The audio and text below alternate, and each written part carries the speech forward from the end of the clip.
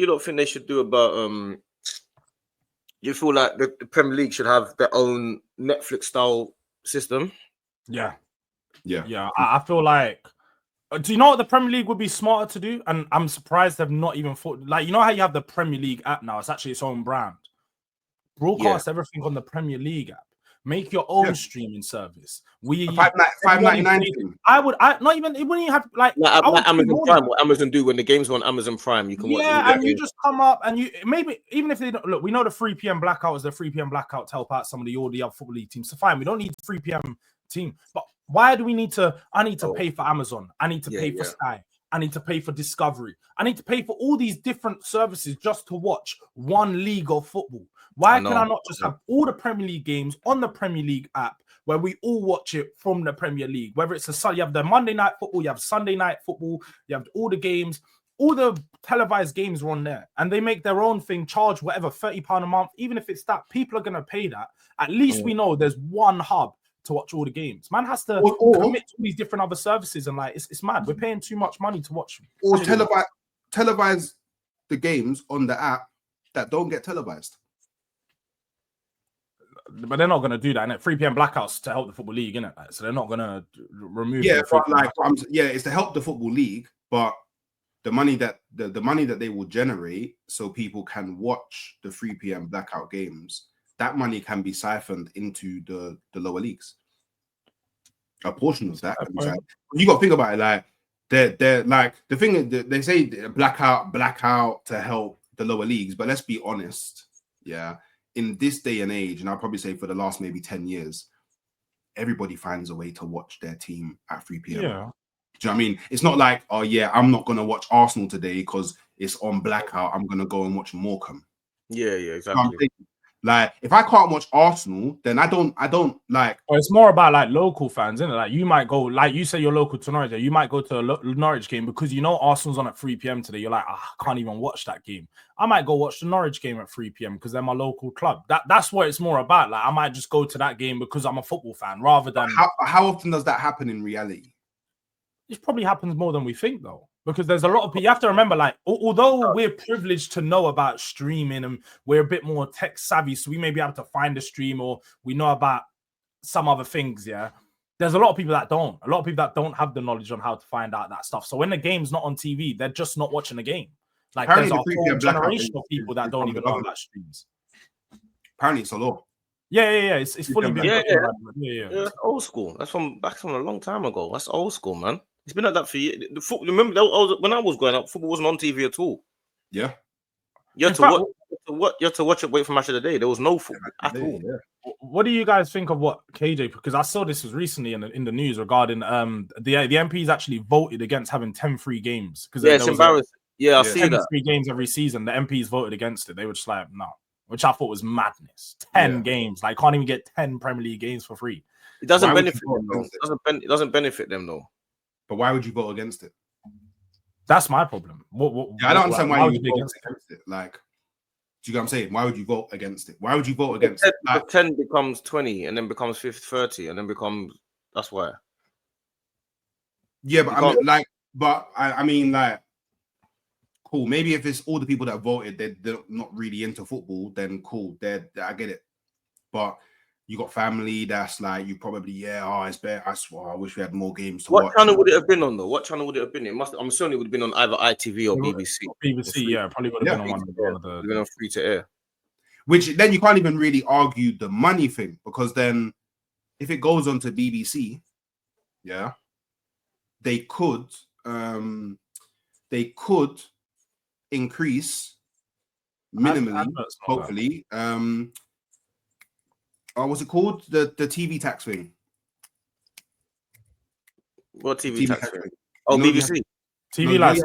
TV license. Yeah, TV license, because BBC has no ads. So they could have done that, which then the money would be going into their pocket anyway. Do you know what I'm saying? So I feel like they're missing a. I don't think they're missing a trick, because obviously they got a big deal from Sky, and they're getting a lot of big deals. There's a lot of money that's happened. Amazon Prime tried to.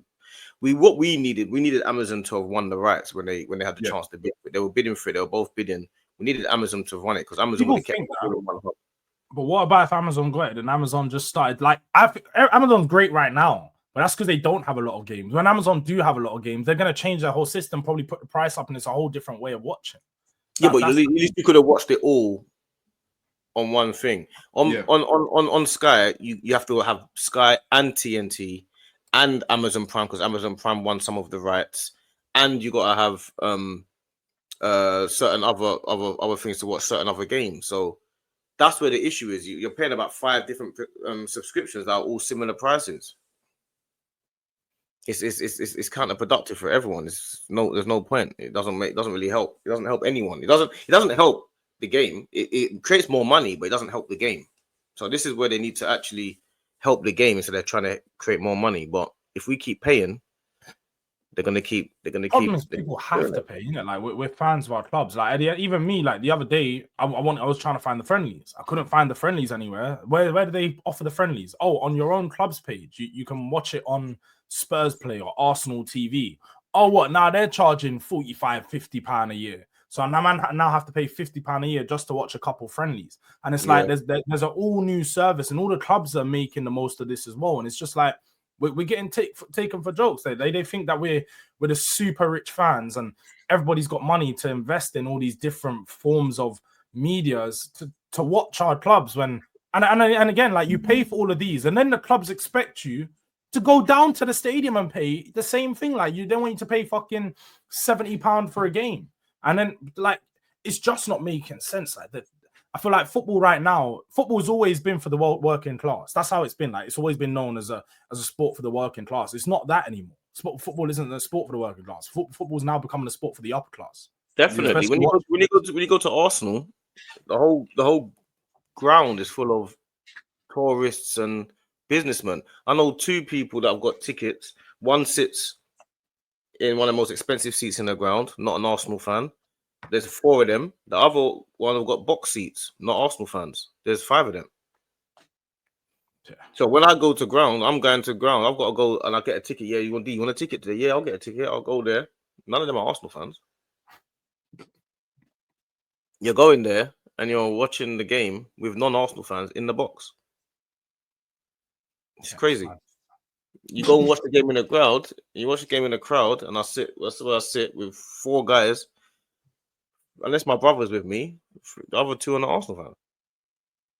They just got tickets because somebody knows the right person, or that's how it is at the Emirates. The Emirates is a corporate, it's a business, it's a corporate club. You know what I'm saying? That's what it is. It's like a day out, it's a family club. You stand up at the ground, you get told to sit down. You're not allowed to stand around in the ground. Imagine. Yeah, it's mad. It is mad because I've been in those section at Tottenham, like when you're in like near the corporate hospitality, and you might see a couple fans like doing the normal fan thing. You know, they stood up, they're shouting, they're swearing. You know, you're in a stadium. This is normal. But then you get certain people like the upperclassmen all sitting there. Oh, what's this guy doing? And it's like, bro, yeah. They tell me to sit down. Now they always tell me to sit down all the time. I'm always arguing when I'm at the ground. Always arguing. There's always an argument. Because they're Americanizing it, innit? Like if you go to like American sports stadiums, like it's more of a social kind of buy food and drink from the stadium, buy the merch, like do you know what I mean? Like I went to a baseball game, and I'll be real, like I saw a lot of people like not actually watching the baseball game.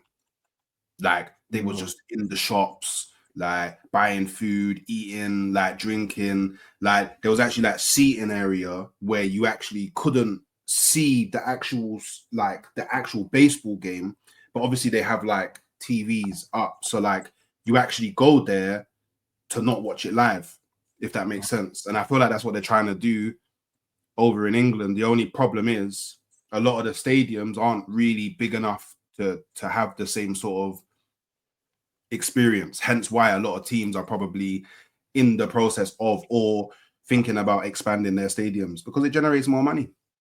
To be fair, the Tottenham stadium's like that. Like if you go to the Tottenham stadium, they've got obviously the whole food court. It's like a fucking Westfield food court, bro. You go down there, there's like 20 different vendors of food, pubs, pizza, chicken, all of these things.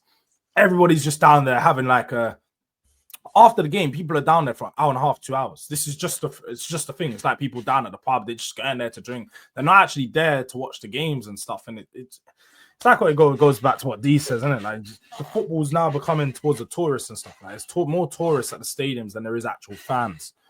Like when I went to the Tottenham Europa League game last season, the people were asking, like the tourists, they going, "Oh, like is there penalty shootout today?" And I was like, "What the fuck do you mean, like penalties, bro? They don't even know what's going on." I know it's like it's entertainment, and you see the Club World Cup with the big things, Trump's there, Mexican waves, it's crazy. It's like it's not always none of it's Mexican wave is crazy to go from Arsenal fan to Tottenham fan to the Mexican wave is crazy. I remember being on this yesterday. The other day, bro. You're killing me. It's madness. Like, what this there? You lot are there. If I'm going to do that, bruv. The wave at football ground is crazy. You have to all be on the same to do the same thing together. It's crazy. Be on the same side. It needs to stop once it gets to a certain part. Like everyone needs to pause or something. Like yeah, be on the same side as the guy over there. It's crazy. We're on the same team. It's mad. It's mad. I don't understand it, but